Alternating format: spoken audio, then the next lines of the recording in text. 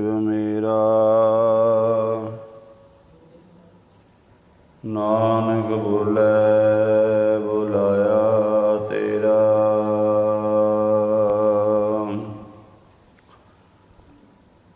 जेता जियो पिंड सब तेरा, तू अंतरजामी पुरख भगवान। दासन दास कहे जन नानक, जिहा तू कराए तिहा हों करी बख्यान। सतनाम वाहिगुरु साहिब जी। गुजरी महला पंजवा। जिस सिमरत सब किल विख नासै, पितरी होए उधारो। सो हर हर तुम सद ही जापो, जा का अंत न पारो। पूता माता की आशीष, निमख न बिसरो तुमको। हर हर सदा भजो जगदीश रहाओ। सतगुर तुमको होए दयाला, संत संग तेरी प्रीत। कापड़ पत परमेश्वर राखी, भोजन कीर्तन नीत। अमृत पीवो सदा चिर जीवो, हर सिमरत अनंद अनंता। रंग तमाशा पूर्ण आशा, कवै न व्यापै चिंता। पवर तुम्हारा ए मन हो, हर चरना हो कोला। नानक दास उन संग लपटायो, ज्यों बूंदै चातरक मोला। पवर तुम्हारा ए मन हो, हर चरना हो कोला। नानक दास उन संग लपटायो, ज्यों बूंदै चातरक मोला। वाहिगुरु जी का खालसा, वाहिगुरु जी की फतेह। गुरु रूप गुरु खालसा सत संगत जीओ।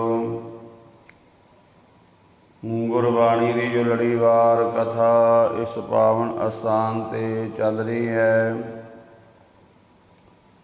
तिस दे तहत गुरु अर्जन देव महाराज जी का गुजरी राग दे विच उचारण किया होया पावन शब्द पाठ आप जी ने सरवण किया है। यह पावन शब्द श्री गुरु ग्रंथ साहिब महाराज जी के पावन अंग 496 अंग ते सुभाएमान है। इस पावन शब्द दे विच गुरु पातशाह जी जो उपदेश बख्शिश कर रहे हैं, एक माँ दी अपने पुत्र नूं बच्चे नूं की असीस है कि तेनू कदे भी वाहिगुरु का नाम ना बिसरे। जिस नाम का सिमरन करन दे नाल पितरां दा भी उद्धार हुंदा है। ऐ बच्चे तू सदा वाहिगुरु दे नाम नूं जपदा रहें। पहला जो मावां हुंदियां सी, जदों बच्चे दा जदों केस सवारने तो बच्चे नूं नाल नाल पाठ मूल मंत्र का जाप कराना ते अंदरों अंदर ही ये असीस भी देनी कि ये बच्चा बाणी नाल जुड़े, नाम नाल जुड़े। तां ही आपां वेखदे हां इतिहास दे विच बहुत वड्डे वड्डे सूरमे योधे महाबली होए हन। सो इतिहास दे विच जदों आपां वेखीए ये शब्द गुरु अर्जन देव महाराज जी ने उस समय उच्चारण किया है जिस समय गुरु अर्जन देव जी महाराज जी नूं गुरता गुरगद्दी प्राप्त हुई ते आके माता भानी जी नूं नमस्कार की है। इतिहासकारां ने बहुत सारिया ने लिखिया है, कई राइटरां ने लिखिया है कि जिस समय गुरु रामदास महाराज जी ने परख की सी ਕਿ ਲਾਹੌਰ ਜਾਣ ਵਾਸਤੇ ਭਾਈ ਸਹਾਰੀ ਮੱਲ ਜੀ ਉਹਨਾਂ ਦੇ ਘਰ ਵਿੱਚ ਲੜਕੇ ਦਾ ਵਿਆਹ ਸੀ। ਬਾਬਾ ਪ੍ਰਿਥੀ ਚੰਦ ਨੂੰ ਪਹਿਲਾਂ ਆਖਿਆ ਗਿਆ, ਉਹਨੇ ਜਵਾਬ ਦੇਤਾ, ਔਰ ਬਾਬਾ ਮਹਾਦੇਵ ਜੀ ਉਹਨਾਂ ਨੇ ਵੀ ਜਵਾਬ ਦੇ ਦਿੱਤਾ। ਗੁਰੂ ਅਰਜਨ ਦੇਵ ਜੀ ਮਹਾਰਾਜ ਆਗਿਆ ਮੰਨ ਕੇ ਗੁਰੂ ਪਿਤਾ ਦੀ ਗਏ। ਨਾਲ ਇਹ ਵੀ ਹੁਕਮ ਸੀ, ਜਦੋਂ ਤੱਕ ਅਸੀਂ ਬੁਲਾਈਏ ਨਾ ਉਦੋਂ ਤੱਕ ਆਉਣਾ ਨਹੀਂ। 2-3 ਮਹੀਨਿਆਂ ਦਾ ਸਮਾਂ ਲੰਘ ਗਿਆ। ਫਿਰ ਗੁਰੂ ਰਾਮਦਾਸ ਮਹਾਰਾਜ ਜੀ ਨੇ ਜਦੋਂ ਸੱਦਿਆ, ਬੜੇ ਪ੍ਰਸੰਨ ਹੋਏ। ਪਰਖ ਕੀਤੀ ਗਈ ਔਰ ਗੁਰਤਾ ਗੁਰਗੱਦੀ ਗੁਰੂ ਅਰਜਨ ਦੇਵ ਮਹਾਰਾਜ ਜੀ ਨੂੰ ਦੇ ਦਿੱਤੀ। ਮਾਤਾ ਭਾਨੀ ਜੀ ਨੂੰ ਆ ਕੇ ਮਿਲੇ ਗੁਰੂ ਅਰਜਨ ਦੇਵ ਜੀ ਮਹਾਰਾਜ। ਆ ਕੇ ਦੱਸਿਆ ਕਿ ਤਾਂ ਗੁਰਤਾ ਗੁਰਗੱਦੀ ਪ੍ਰਾਪਤ ਹੋਈ ਹੈ, ਇਹ ਤੁਹਾਡੀਆਂ ਅਸੀਸਾਂ ਦਾ ਸਦਕਾ ਹੈ। ਤੇ ਗੁਰੂ ਅਰਜਨ ਦੇਵ ਮਹਾਰਾਜ ਜੀ ਨੂੰ ਉਸ ਸਮੇਂ ਮਾਤਾ ਭਾਨੀ ਜੀ ਹੋਰ ਅਸੀਸ ਬਖਸ਼ਦੇ ਨੇ। ਸਤਿਗੁਰੂ ਗੁਰੂ ਅਰਜਨ ਦੇਵ ਜੀ ਮਹਾਰਾਜ ਜੋ ਮਾਂ ਵੱਲੋਂ ਅਸੀਸ ਹੈ, ਉਸ ਨੂੰ ਬਾਣੀ ਦੇ ਵਿੱਚ ਮਹਾਰਾਜ ਜੀ ਨੇ ਦਰਜ ਕਰ ਦਿੱਤਾ, ਤਾਂ ਕਿ ਆਉਣ ਵਾਲੇ ਸਮੇਂ ਅੰਦਰ ਵੀ ਮਾਵਾਂ ਆਪਣੇ ਬੱਚਿਆਂ ਨੂੰ ਗੁਰਬਾਣੀ ਦੀ, ਨਾਮ ਦੀ ਅਸੀਸ ਦੇਣ ਤੇ ਬੱਚੇ ਆਪਣੇ ਜੀਵਨ ਦੇ ਵਿੱਚ ਵੱਡੀਆਂ ਪ੍ਰਾਪਤੀਆਂ ਕਰ ਸਕਣ। ਸਾਹਿਬ ਸੱਚੇ ਪਾਤਸ਼ਾਹ ਧੰਨ ਗੁਰੂ ਅਰਜਨ ਦੇਵ ਜੀ ਮਹਾਰਾਜ ਫਰਮਾਨ ਕਰ ਰਹੇ ਹਨ। ਗੁਜਰੀ ਮਹੱਲਾ ਪੰਜਵਾਂ। ਜੇ ਸਿਮਰਤ ਸਭ ਕਿਲ ਵਿਘਨ ਨਾਸੈ, ਪਿਤਰੀ ਹੋਏ ਉਧਾਰੋ। ਜਿਸ ਵਾਹਿਗੁਰੂ ਦਾ ਨਾਮ ਸਿਮਰਨ ਦੇ ਨਾਲ ਸਾਰੇ ਪਾਪ ਨਸ ਜਾਂਦੇ ਹਨ। ਜਿਵੇਂ ਮੈਲ ਕੱਪੜਿਆਂ ਨੂੰ ਲੱਗੀ ਹੁੰਦੀ ਹੈ, ਜਦੋਂ ਆਪਾਂ ਪਾਣੀ ਦੇ ਨਾਲ ਸਾਬਣ ਨਾਲ ਧੋਂਦੇ ਹਾਂ ਉਹ ਲਹਿ ਜਾਂਦੀ ਹੈ, ਕੱਪੜਾ ਫਿਰ ਸਾਫ਼ ਹੋ ਜਾਂਦਾ ਹੈ, ਲਿਸ਼ਕ ਜਾਂਦਾ ਹੈ। ਇਸੇ ਤਰ੍ਹਾਂ ਜੋ ਜਨਮਾਂ ਜਨਮਾਂ ਦੀ ਪਾਪ ਕਰਮਾਂ ਦੀ ਮੈਲ ਲੱਗੀ, ਮਹਾਰਾਜ ਕਹਿੰਦੇ ਵਾਹਿਗੁਰੂ ਦਾ ਨਾਮ ਸਿਮਰਨ ਕਰਨ ਦੇ ਨਾਲ ਉਹ ਕਿਲ ਵਿਖ ਨਸ ਜਾਂਦੇ ਹਨ। ਨਾਮ ਦਾ ਸਿਮਰਨ ਦਾ ਇੰਨਾ ਵੱਡਾ ਮਹਾਤਮ ਹੈ। ਸਾਡਾ ਤਾਂ ਭਲਾ ਹੋਵੇਗਾ ਹੀ। ਪਿਤਰੀ ਹੋਏ ਉਧਾਰੋ, ਸਾਡੇ ਜਿਹੜੇ ਪਿਤਰ ਸਾਡੇ ਤੋਂ ਪਹਿਲਾਂ ਹੋ ਚੁੱਕੇ ਨੇ, ਮਹਾਰਾਜ ਕਹਿੰਦੇ ਨਾਮ ਦਾ ਬਹੁਤ ਵੱਡਾ ਮਹਾਤਮ ਹੈ, ਉਹਨਾਂ ਦਾ ਵੀ ਉਧਾਰ ਹੋ ਜਾਂਦਾ ਹੈ। ਨਾਮ ਸਿਮਰਨ ਕਰਨ ਦੇ ਨਾਲ ਪਿਤਰਾਂ ਦਾ ਵੀ ਉਧਾਰ ਹੋ ਜਾਂਦਾ ਹੈ। ਨਾਮ ਤੋਂ ਬਿਨਾਂ ਹੋਰ ਕੋਈ ਜਿਹੜਾ ਹੈ ਉਹਨਾਂ ਦੀ ਸਹਾਇਤਾ ਨਹੀਂ ਕਰ ਸਕਦਾ। ਤੋ ਪਾਤਸ਼ਾਹ ਫਰਮਾਨ ਕਰਦੇ ਨੇ, ਮਾਤਾ ਭਾਨੀ ਜੀ ਨੇ ਅਸੀਸ ਦਿੱਤੀ, ਸੋ ਹਰ ਹਰ ਤੁਮ ਸਦੀ ਜਾਪੋ, ਜਾਂ ਕਾ ਅੰਤ ਨ ਪਾਰੋ। ਇਸ ਕਰਕੇ ਇਹ ਪੁੱਤਰ ਤੁਸੀਂ ਸਦਾ ਹੀ ਵਾਹਿਗੁਰੂ ਦਾ ਨਾਮ ਜਪਦੇ ਰਹੋ। ਵਾਹਿਗੁਰੂ ਦਾ ਨਾਮ ਉਹ ਵਾਹਿਗੁਰੂ ਨਿਰੰਕਾਰ, ਜਿਹਦੇ ਪਾਰਾਵਾਰ ਦਾ ਕੋਈ ਅੰਤ ਨਹੀਂ। ਕਿਉਂਕਿ ਦੁਨੀਆ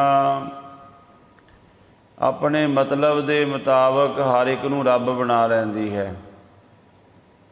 ਦੁਨੀਆ ਮਤਲਬ ਦੇ ਨਾਲ ਚੱਲਦੀ ਹੈ ਤੇ ਹਰ ਇੱਕ ਨੂੰ ਰੱਬ ਬਣਾ ਲੈਂਦੀ ਹੈ।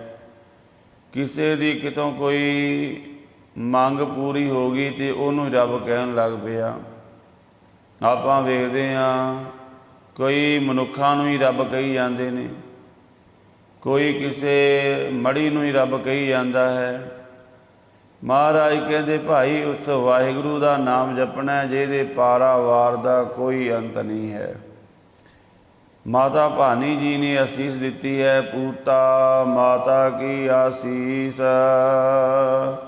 ਨਿਮਕ ਨ ਵਿਸਰੋ ਤੁਮ ਕੋ ਹਰ ਹਰ, ਸਦਾ ਭਜੋ ਜਗਦੀਸ਼। ਹੈ ਪੁੱਤਰ, ਮਾਂ ਵੱਲੋਂ ਤੈਨੂੰ ਇਹ ਅਸੀਸ ਹੈ, ਜਿਵੇਂ ਤੂੰ ਪਹਿਲਾਂ ਸੇਵਾ ਕਰਕੇ ਗੁਰਤਾ ਗੁਰਗੱਦੀ ਨੂੰ ਪ੍ਰਾਪਤ ਕੀਤਾ ਹੈ, ਇਸੇ ਤਰ੍ਹਾਂ ਅੱਗੇ ਵੀ ਤੁਹਾਨੂੰ ਕਦੇ ਨਾਮ ਨਾ ਵਿਸਰੇ।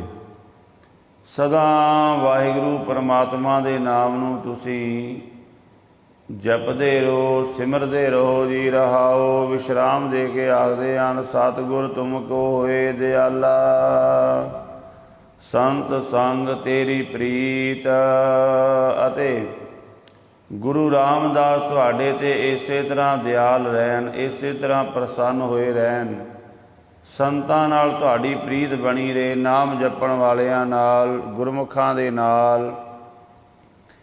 ਕਾਪੜ ਪਤ ਪਰਮੇਸ਼ਰ ਰਾਖੀ, ਭੋਜਨ ਕੀਰਤਨ ਨੀਤ। ਵਾਹਿਗੁਰੂ ਨੇ ਕਿਰਪਾ ਕੀਤੀ ਹੈ, ਜੋ ਭਗਤੀ ਦਾ, ਬੰਦਗੀ ਦਾ ਕੱਪੜਾ ਦੇ ਕੇ ਤੁਹਾਡੀ ਪੱਤ ਰੱਖ ਲਈ ਹੈ। ਪ੍ਰੇਮ ਪਟੋਲਾ ਤੈ ਸਹਿ ਦਿੱਤਾ ਢੱਕਣ ਕੂ, ਪਤ ਮੇਰੀ ਦਾਨਾ ਬੀਨਾ ਸਾਈ ਮੈਂਡਾ, ਨਾਨਕ ਸਾਰ ਨਾ ਜਾਣਾ ਤੇਰੀ। ਕਾਪੜ ਪਤ ਪਰਮੇਸ਼ਰ ਰਾਖੀ, ਭੋਜਨ ਕੀਰਤਨ ਨੀਤ। ਅਤੇ ਨਿਤ ਵਾਹਿਗੁਰੂ ਦੀ ਕੀਰਤੀ ਸਿਫਤ ਸਲਾਹ ਦਾ ਭੋਜਨ ਪ੍ਰਾਪਤ ਹੋਇਆ। ਕੀਰਤਨ ਦਾ ਅਰਥ ਇੱਥੇ ਕੀਰਤੀ ਹੈ, ਵਾਹਿਗੁਰੂ ਦਾ ਜਸ ਕਰਨਾ, ਸਿਫਤ ਸਲਾਹ ਕਰਨੀ। ਕਥਾ ਦਾ ਵੀ ਅਰਥ ਹਰ ਇੱਕ ਥਾਂ 'ਤੇ ਵਿਆਖਿਆ ਨਹੀਂ ਹੈ। ਕਥਾ ਦਾ ਅਰਥ ਵੀ ਸਿਫਤ ਸਲਾਹ ਗੁਰਬਾਣੀ ਦੇ ਵਿੱਚ ਆਇਆ ਹੈ। ਮਹਾਰਾਜ ਕਹਿੰਦੇ ਅੰਮ੍ਰਿਤ ਪੀਵੋ ਸਦਾ ਚਿਰ ਜੀਵੋ, ਹਰ ਸਿਮਰਤ ਅਨੰਦ ਅਨੰਤਾ। ਅੰਮ੍ਰਿਤ ਪੀਵੋ, ਸਦਾ ਵਾਹਿਗੁਰੂ ਦੇ ਨਾਮ ਅੰਮ੍ਰਿਤ ਨੂੰ ਪੀਂਦੇ ਰਹੋ ਅਤੇ ਸਦਾ ਆਤਮਿਕ ਜੀਵਨ ਤੁਹਾਨੂੰ ਇਹ ਜਿਹੜਾ ਹੈ ਉਹ ਪ੍ਰਾਪਤ ਹੋਵੇ। ਇੱਕ ਜੀਵਨ ਸਰੀਰ ਦਾ ਹੈ, ਸਰੀਰ ਦਾ ਜੀਵਨ ਕਦੇ ਵੀ ਲੰਬਾ ਨਹੀਂ ਹੋ ਸਕਦਾ। ਸਰੀਰ ਜੋ ਵੀ ਬਣਿਆ ਹੈ 100 ਸਾਲ 200 ਸਾਲ 500 ਸਾਲ, ਆਖਰ ਇਹ ਖਤਮ ਹੋਵੇਗਾ। ਪਰ ਜਿਹੜਾ ਆਤਮਿਕ ਜੀਵਨ ਹੈ ਉਹ ਸਦੀਵੀ ਹੋ ਜਾਂਦਾ ਹੈ, ਜੇ ਕੋਈ ਨਾਮ ਜਪੇ, ਬੰਦਗੀ ਕਰੇ। ਜਿਵੇਂ ਭਗਤ ਪ੍ਰਹਿਲਾਦ ਜੀ, ਭਗਤ ਧਰੂ ਜੀ ਸਤਿਯੁਗ ਦੇ ਵਿੱਚ ਹੋਏ ਹਨ, ਜਾਂ ਹੋਰ ਵੀ ਜਿਨ੍ਹਾਂ ਮਹਾਨ ਹਸਤੀਆਂ ਰਿਸ਼ੀਆਂ ਮੁਨੀਆਂ ਦੇ ਨਾਮ ਆਉਂਦੇ ਨੇ, ਉਹਨਾਂ ਨੂੰ ਸਦੀਵੀ ਜੀਵਨ ਮਿਲ ਗਿਆ ਸੰਸਾਰ ਦੇ ਵਿੱਚ, ਔਰ ਉਹ ਪਰਮਾਤਮਾ ਦੇ ਵਿੱਚ ਅਭੇਦ ਹੋਏ ਹਨ। ਆਤਮਿਕ ਜੀਵਨ ਸਦੀਵੀ ਜੀਵਨ ਹੁੰਦਾ ਹੈ। ਤੋ ਮਹਾਰਾਜ ਸੱਚੇ ਪਾਤਸ਼ਾਹ ਗੁਰੂ ਅਰਜਨ ਦੇਵ ਜੀ ਮਹਾਰਾਜ, ਜੋ ਮਾਤਾ ਭਾਨੀ ਜੀ ਅਸੀਸਾਂ ਦਿੱਤੀਆਂ, ਉਹਨਾਂ ਨੂੰ ਬਾਣੀ ਦੇ ਵਿੱਚ ਅੰਕਿਤ ਕੀਤਾ ਹੈ। ਅੰਮ੍ਰਿਤ ਪੀਵੋ ਸਦਾ ਚਿਰ ਜੀਵੋ, ਹਰ ਸਿਮਰਤ ਅਨੰਦ ਅਨੰਤਾ। ਵਾਹਿਗੁਰੂ ਦੇ ਨਾਮ ਨੂੰ ਪੀਵੋ, ਸਦਾ ਆਤਮਿਕ ਜੀਵਨ ਤੁਹਾਨੂੰ ਪ੍ਰਾਪਤ ਹੋਵੇ।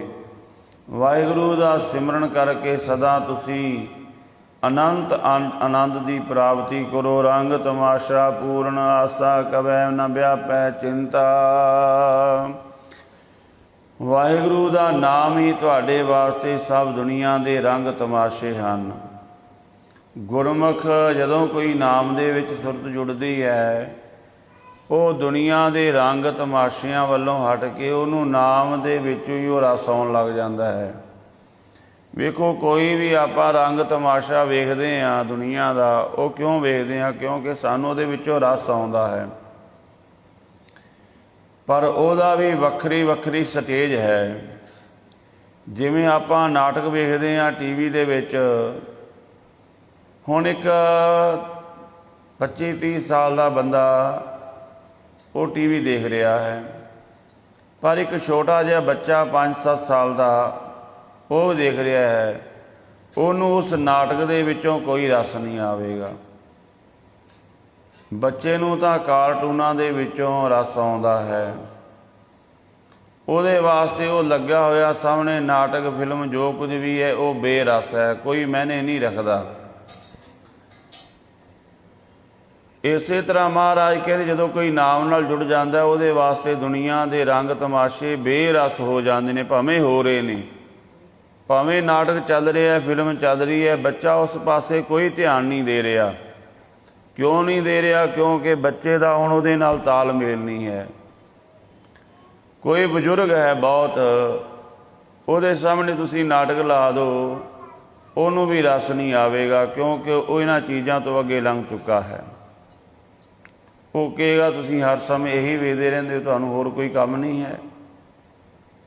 ਅਵਸਥਾ ਦਾ ਫਰਕ ਪੈ ਗਿਆ ਨਾ। ਉਹਦੇ ਸਾਹਮਣੇ ਭਾਵੇਂ ਰੰਗ ਤਮਾਸ਼ੇ ਨਾਟਕ ਚੱਲ ਰਹੇ ਨੇ, ਉਹ ਨਹੀਂ ਦੇਖੇਗਾ, ਉਹਨੂੰ ਰਸ ਨਹੀਂ ਆਵੇਗਾ, ਕਿਉਂਕਿ ਉਹ ਉਹਨਾਂ ਚੀਜ਼ਾਂ ਤੋਂ ਅੱਗੇ ਲੰਘ ਗਿਆ ਹੈ। ਇਸੇ ਤਰ੍ਹਾਂ ਮਹਾਰਾਜ ਕਹਿੰਦੇ ਜਦੋਂ ਗੁਰਮੁਖ ਨਾਮ ਦੇ ਵਿੱਚ ਜੁੜਦਾ ਹੈ, ਭਾਵੇਂ ਉਹਨੂੰ ਨਾਮ ਦੇ ਵਿੱਚੋਂ ਹੀ ਰੰਗ ਤਮਾਸ਼ਿਆਂ ਵਾਲਾ ਆਨੰਦ ਆਉਣ ਲੱਗ ਜਾਂਦਾ ਹੈ, ਉਹਦੇ ਵਿੱਚੋਂ ਵੀ ਉਹ ਰਸ ਆਉਣ ਲੱਗ ਜਾਂਦਾ ਹੈ। ਉਹਦੀਆਂ ਆਸਾਂ, ਕਿਸੇ ਨੂੰ ਕਹੋ ਤੁਸੀਂ ਵੀ ਤੂੰ ਇਹ ਛੱਡ ਕੇ ਆਪਣਾ ਕੰਮ ਧੰਦਾ, ਤੈਨੂੰ ਨਾਟਕ ਦਿਖਾਈਏ, ਫਿਲਮ ਦਿਖਾਈਏ ਜਾਂ ਕੋਈ ਰੰਗ ਤਮਾਸ਼ਾ ਹੋ ਰਿਹਾ, ਕਹੇਗਾ ਵੀ ਜੇ ਜੇਬ ਦੇ ਵਿੱਚ ਪੈਸੇ ਨੇ ਤਾਂ ਸਦਾ ਹੀ ਰੰਗ ਤਮਾਸ਼ੇ ਨੇ, ਅਤੇ ਜੇ ਜੇਬ ਵਿੱਚ ਕੁਝ ਨਹੀਂ ਹੈ ਤਾਂ ਫਿਰ ਰੰਗ ਤਮਾਸ਼ੇ ਵੀ ਕੀ ਕਰਨਗੇ। ਭਾਵ ਉਹਦੇ ਵਾਸਤੇ ਉਹਦੀ ਕਿਰਤ ਹੀ ਸਭ ਕੁਝ ਹੈ। ਆਪਾਂ ਵੇਖੋ ਤੁਸੀਂ, ਹੋਰ ਬਹੁਤ ਸਾਰੀ ਦੁਨੀਆ ਜਾਂਦੀ ਹੈ, ਪਰ ਉਹ ਵੀ ਲੋਕ ਹਨ ਜਿਹੜੇ ਆਪਣੀ ਡਿਊਟੀ ਨਹੀਂ ਛੱਡਦੇ, ਆਪਣਾ ਕੰਮ ਨਹੀਂ ਛੱਡਦੇ। ਉਹ ਕਹਿੰਦੇ ਭਾਵੇਂ ਕੁਝ ਵੀ ਹੋ ਰਿਹਾ ਅਸੀਂ ਆਪਣੀ ਡਿਊਟੀ 'ਤੇ ਜਾਣਾ ਹੈ, ਕਿਉਂਕਿ ਉਹਨਾਂ ਨੂੰ ਪਤਾ ਲੱਗ ਗਿਆ ਹੈ ਵੀ ਜੇ ਡਿਊਟੀ ਕਰਾਂਗੇ ਕਮਾਵਾਂਗੇ ਅਤੇ ਖਾਵਾਂਗੇ। ਇਸੇ ਤਰ੍ਹਾਂ ਗੁਰਮੁਖ ਨੂੰ ਇਹ ਗਿਆਨ ਹੋ ਗਿਆ, ਉਹ ਭਾਵੇਂ ਦੁਨੀਆ ਦੇ ਰੰਗ ਤਮਾਸ਼ੇ ਜੋ ਮਰਜ਼ੀ ਹੋਈ ਜਾਣ, ਉਹ ਆਪਣੀ ਭਗਤੀ ਵਾਲੀ ਕਿਰਤ ਵਿੱਚ ਲੱਗਾ ਰਹਿੰਦਾ, ਆਪਣੀ ਡਿਊਟੀ ਵਿੱਚ ਲੱਗਾ ਰਹਿੰਦਾ ਵੀ ਮੇਰੀ ਡਿਊਟੀ ਹੈ ਭਗਤੀ ਕਰਨੀ, ਨਾਮ ਜਪਣਾ। ਅਤੇ ਮਹਾਰਾਜ ਕਹਿੰਦੇ ਕਿਉਂਕਿ ਉਹਨੂੰ ਪਤਾ ਲੱਗ ਗਿਆ ਵੀ ਜੇ ਨਾਮ ਜਪਾਂਗਾ ਇਹਦੇ ਨਾਲ ਸਾਰੀਆਂ ਆਸਾਂ ਪੂਰੀਆਂ ਹੋ ਜਾਂਦੀਆਂ ਨੇ। ਭਾਵ ਸਾਰੀਆਂ ਆਸਾਂ ਦਾ ਸੁੱਖ ਰਸ ਨਾਮ ਦੇ ਵਿੱਚੋਂ ਪ੍ਰਾਪਤ ਹੋ ਜਾਂਦਾ ਹੈ। ਭਵਰ ਤੁਮਾਰਾ ਏ ਮਨ ਹੋਵੋ ਹਰ ਚਰਨਾ ਉਹ ਕੋਲਾ, ਅਤੇ ਤੁਹਾਡਾ ਮਨ ਭਵਰਾ ਬਣ ਜਾਵੇ, ਵਾਹਿਗੁਰੂ ਦੇ ਚਰਨਾਂ ਕਮਲਾਂ ਦੇ ਨਾਲ ਜੁੜ ਜਾਵੇ। ਜਿਵੇਂ ਜਿਹੜਾ ਭਵਰਾ ਹੈ ਉਹ ਕਮਲ ਫੁੱਲ 'ਤੇ ਬੈਠ ਕੇ ਰਸ ਲੈਂਦਾ ਹੈ, ਸੁਗੰਧੀ ਲੈਂਦਾ ਹੈ, ਰਸ ਪੀਂਦਾ ਹੈ, ਇਸੇ ਤਰ੍ਹਾਂ ਇੰਨਾ ਭਵਰਾ ਨਾਮ ਰਸ ਵਿੱਚ ਗੁੜੂੰਦ ਹੋ ਜਾਂਦਾ ਹੈ। ਗੁਰਬਾਣੀ ਦੇ ਵਿੱਚ ਜਦੋਂ ਸੱਚੀ ਪ੍ਰੀਤ ਦੀ ਗੱਲ ਆਖੀ ਗਈ ਨਾ, ਉੱਥੇ ਮਹਾਰਾਜ ਨੇ ਪ੍ਰਮਾਣ ਭਵਰੇ ਦਾ ਦਿੱਤਾ ਹੈ।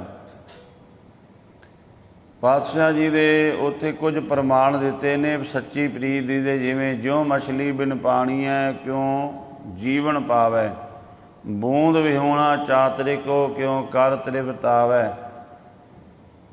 ਉੱਥੇ ਮਹਾਰਾਜ ਕਹਿੰਦੇ ਨਾਦ ਕੁਰੰਕੈ ਵਿਦਿਆ ਸਨ ਮੁਖ ਉਠਤਾਵੈ, ਭਵਰ ਲੋਭੀ ਕੁਸਮ ਬਾਸਕਾ ਮਿਲ ਆਪ ਬੰਧਾਵੈ। ਭਵਰਾ ਕਮਲ ਫੁੱਲ ਨਾਲ ਉਹਦੀ ਪ੍ਰੀਤ ਹੈ। ਸੂਰਜ ਦੇ ਚੜ੍ਹਨ ਨਾਲ ਕਮਲ ਫੁੱਲ ਖਿੜਦੇ ਨੇ, ਸੂਰਜ ਦੇ ਛੁਪਣ ਨਾਲ ਕਮਲ ਫੁੱਲ ਬੰਦ ਹੋ ਜਾਂਦੇ ਨੇ, ਇਕੱਠੇ ਹੋ ਜਾਂਦੇ ਨੇ। ਭਵਰਾ ਆਇਆ, ਰਸ ਲੈਣ ਲੱਗ ਪਿਆ, ਭੁੱਲ ਗਿਆ ਉੱਡਣਾ, ਅਤੇ ਜਦੋਂ ਸੂਰਜ ਛੁਪ ਗਿਆ ਕਮਲ ਫੁੱਲ ਬੰਦ ਹੋਇਆ, ਭਵਰਾ ਵੀ ਵਿੱਚ ਹੀ ਬੰਦ ਹੋ ਗਿਆ। ਜਦੋਂ ਰਾਤ ਬੀਤ ਹੋ ਗਈ, ਸਵੇਰੇ ਸੂਰਜ ਚੜ੍ਹਿਆ, ਅਗਲਾ ਦਿਨ ਸੂਰਜ ਚੜ੍ਹਿਆ, ਕਮਲ ਫੁੱਲ ਖਿੜਿਆ, ਅਤੇ ਭਵਰਾ ਕੋਈ ਹਰਕਤ ਨਹੀਂ ਕਰ ਰਿਹਾ ਸੀ। ਸਿਆਣਿਆਂ ਨੇ ਵੇਖਿਆ ਵੀ ਇਹ ਤਾਂ ਇਸ ਤਰ੍ਹਾਂ ਜਿਵੇਂ ਕੋਈ ਸਮਾਧੀ ਲਾ ਕੇ ਬੈਠਾ ਹੁੰਦਾ ਹੈ।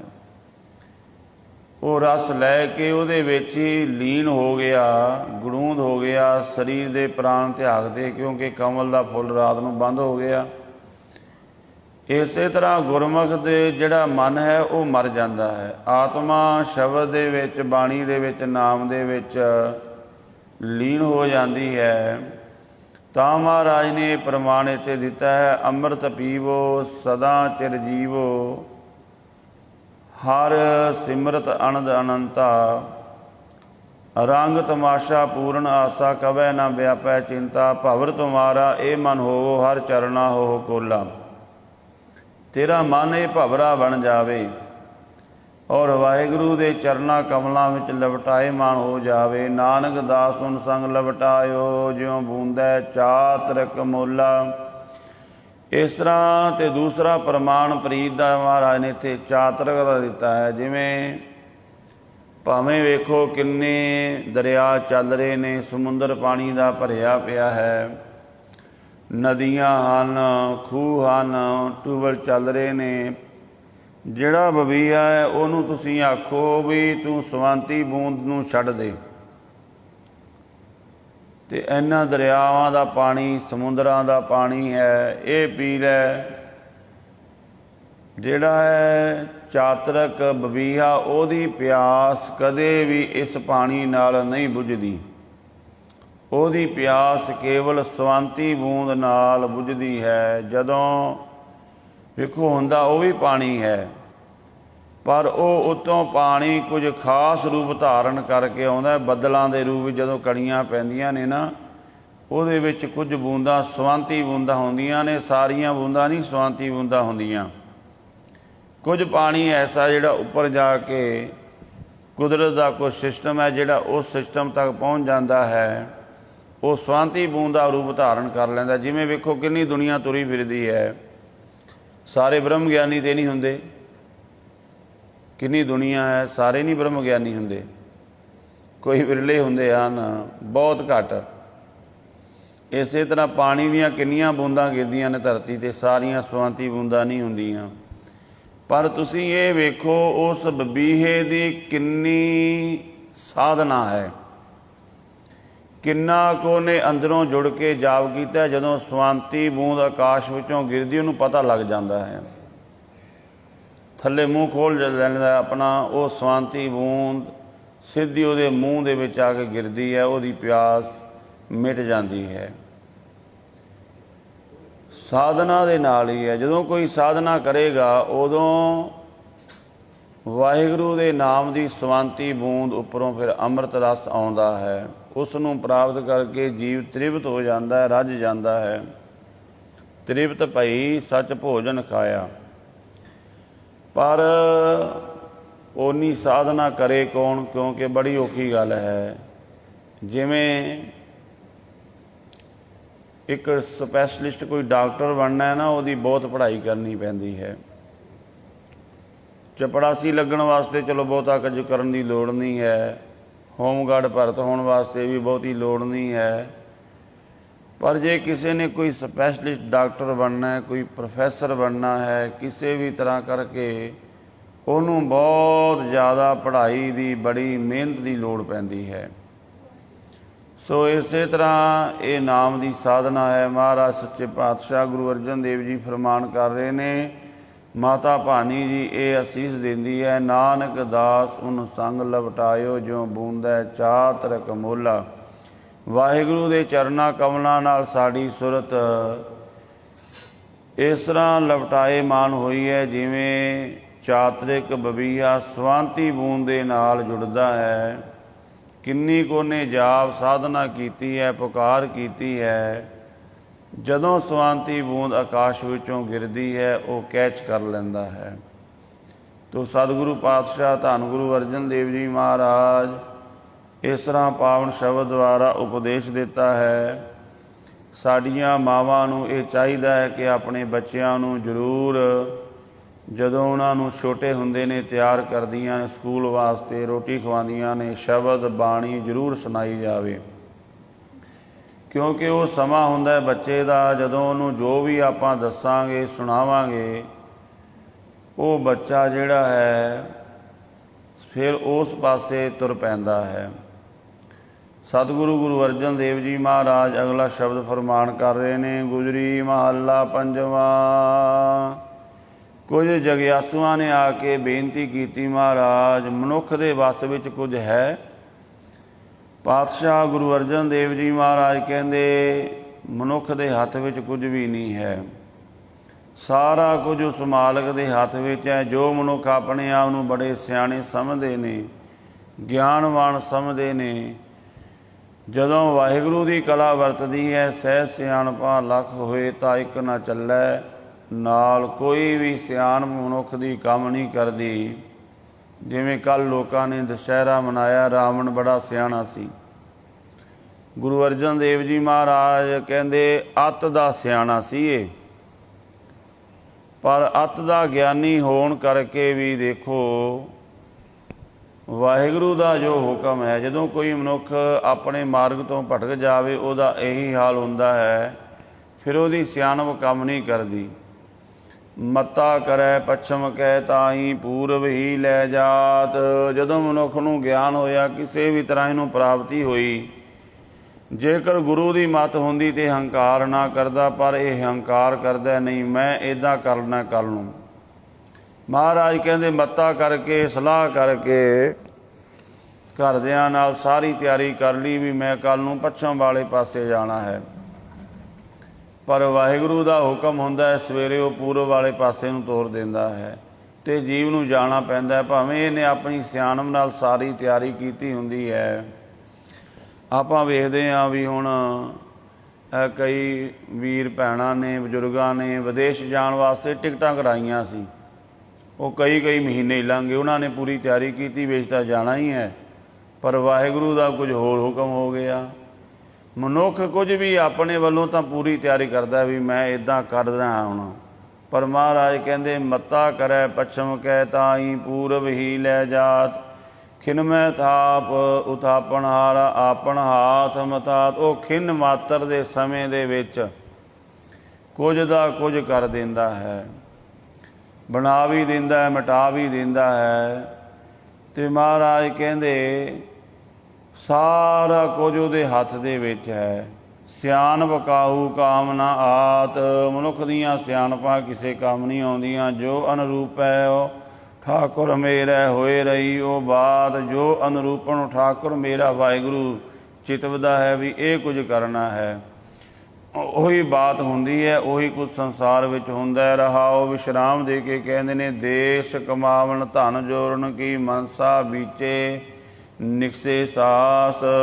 ਮਨੁੱਖ ਨੂੰ ਬੜਾ ਜੀਵਨ ਕੀਮਤੀ ਮਿਲਿਆ ਹੈ ਬੰਦਗੀ ਕਰਨ ਵਾਸਤੇ, ਪਰ ਇਹਨੇ ਦੇਸ਼ਾਂ ਦੇ ਵਿੱਚ ਪ੍ਰਦੇਸ਼ਾਂ ਵਿੱਚ ਜਾ ਕੇ ਧਨ ਕਮਾਉਣ ਦਾ, ਧਨ ਨੂੰ ਜੋੜਨ ਦਾ, ਇਸੇ ਵਿੱਚ ਹੀ ਆਪਣਾ ਜੀਵਨ ਜਿਹੜਾ ਸਾਰਾ ਵਿਅਰਥ ਗਵਾ ਲਿਆ।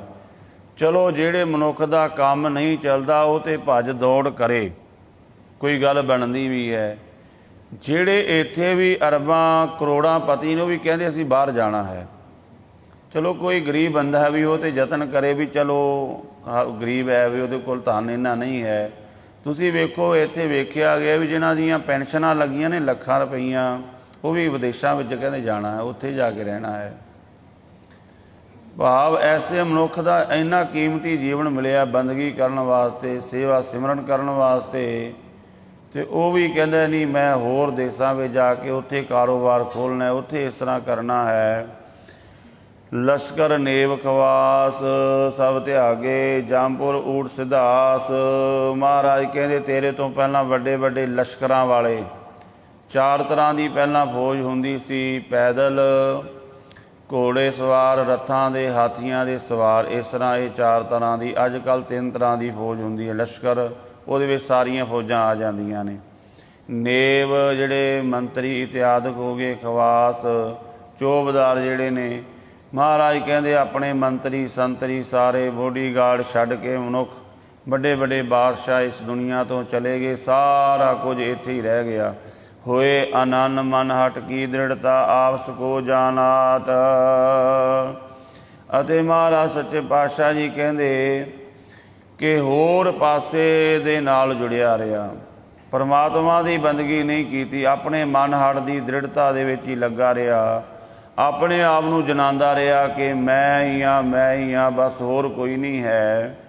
ਪਾਤਸ਼ਾਹ ਕਹਿੰਦੇ ਜੋ ਅਨਿੰਦ ਨਿੰਦ ਕਰ ਛੋੜਿਓ ਸੋਈ ਫਿਰ ਖਾਤ। ਅਤੇ ਜਿਹੜੀਆਂ ਚੀਜ਼ਾਂ ਨੂੰ ਨਿੰਦ ਦਿੱਤਾ ਇਹਨੇ ਵੀ ਇਹ ਚੰਗੀਆਂ ਨਹੀਂ ਵਰਤਣ ਵਾਸਤੇ, ਉਹਨਾਂ ਨੂੰ ਹੀ ਫਿਰ ਮੁੜ ਕੇ ਖਾਣ ਲੱਗ ਜਾਂਦਾ, ਉਹਨਾਂ ਨੂੰ ਹੀ ਮੁੜ ਕੇ ਵਰਤਣ ਲੱਗ ਜਾਂਦਾ, ਉਹਨਾਂ ਨੂੰ ਮੁੜ ਕੇ ਭੋਗਣ ਲੱਗ ਜਾਂਦਾ ਹੈ। ਐਸਾ ਇਹ ਮਨੁੱਖ ਦਾ ਜੀਵਨ ਸਹਿ ਸੁਭਾਏ ਭਏ ਕਿਰਪਾਲਾ ਤੀ ਜਨਗੀ ਕਾਟੀ ਫਾਸ। ਪਰ ਜਿਹੜਾ ਮਨੁੱਖ ਨਾਮ ਜਪ ਕੇ ਸਹਿ ਸੁਭਾਅ ਵਿੱਚ ਆ ਜਾਂਦਾ ਹੈ, ਉਹਦੇ ਉੱਤੇ ਵਾਹਿਗੁਰੂ ਕਿਰਪਾਲੂ ਹੋ ਜਾਂਦੇ ਨੇ, ਉਹਦੀ ਜਮਾਂ ਦੀ ਫਾਈ ਕੱਟ ਦਿੰਦੇ ਨੇ। ਕਹੋ ਨਾਨਕ ਗੁਰ ਪੂਰਾ ਭੇਟਿਆ ਪ੍ਰਵਾਨ ਗ੍ਰਸਤ ਉਦਾਸ। ਭਾਵੇਂ ਕੋਈ ਗ੍ਰਸਤੀ ਹੈ ਅਤੇ ਭਾਵੇਂ ਕੋਈ ਉਦਾਸੀ ਹੈ, ਮਹਾਰਾਜ ਕਹਿੰਦੇ ਜਿਹਨੂੰ ਪੂਰਾ ਗੁਰੂ ਮਿਲ ਗਿਆ ਉਹਦਾ ਹੀ ਜੀਵਨ ਸਫਲ ਹੁੰਦਾ ਹੈ। ਸਤਿਗੁਰੂ ਜੀ ਮਿਹਰਾਮਤ ਕਰਨ, ਸਾਨੂੰ ਪੂਰਾ ਗੁਰੂ ਮਿਲਿਆ ਹੈ, ਪੂਰੇ ਗੁਰੂ ਦੇ ਬਚਨਾਂ ਨੂੰ ਕਮਾ ਲਈਏ ਤਾਂ ਜੋ ਸਾਡਾ ਇਹ ਜੀਵਨ ਲੇਖੇ ਵਿੱਚ ਲੱਗ ਜਾਵੇ। ਹੋਈਆਂ ਭੁੱਲਾਂ ਦੀ ਖਿਮਾ ਜੀ। ਵਾਹਿਗੁਰੂ ਜੀ ਕਾ ਖਾਲਸਾ।